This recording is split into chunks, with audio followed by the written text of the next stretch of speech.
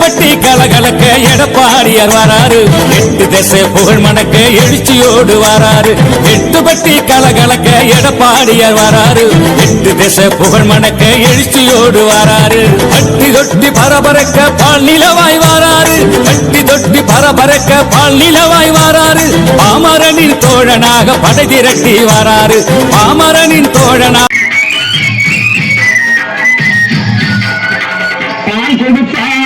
தாயாரை காட்டும் பாசம் சாயது செய்யாது தோன்றும்.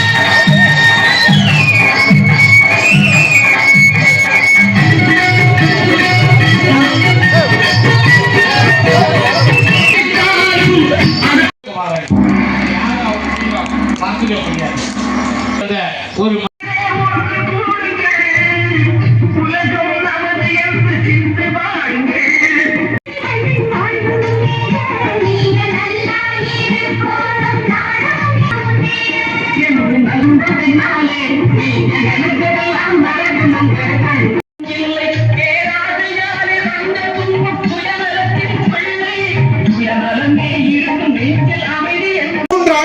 அவர் நிதி ஆயோக் கூட்டத்திலே நிதியும் கிடைக்காது, நீதியும் கிடைக்காது.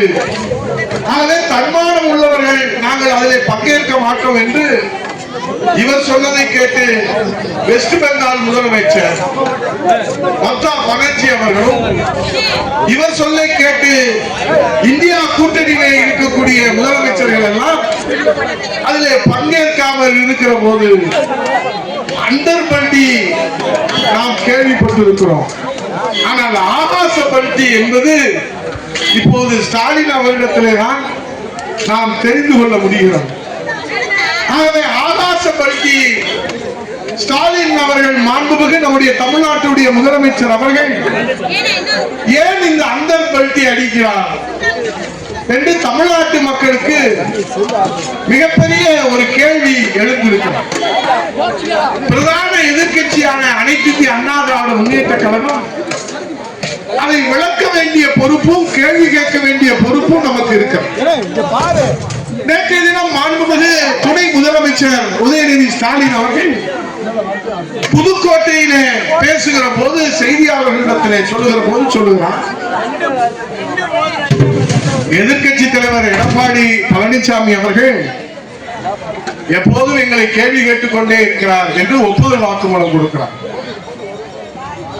அவருக்கு அரசியல் ஞானத்தோடு இதை சொல்லுகிறாரா அல்லது அரசியல் அரிச்சுவடி தெரியாமல் இதை சொல்லுகிறாரா என்று நமக்கு தெரிய வேண்டும். ஏனென்றால் பிரதான எதிர்கட்சி என்று சொன்னால் அது ஆளுகிற கட்சியிடத்திலே மக்களிடத்திற்கு விளக்கம் சொல்வதற்கு கேள்வி கேட்க வேண்டியது ஒரு அடிப்படை ஜனநாயக கடமை. இன்னும் சொல்ல போனால் அது ஜனநாயக உரிமை. ஆக அந்த ஜனநாயக கடமை அடிப்படையிலே ஜனநாயக உறுப்பினர்களே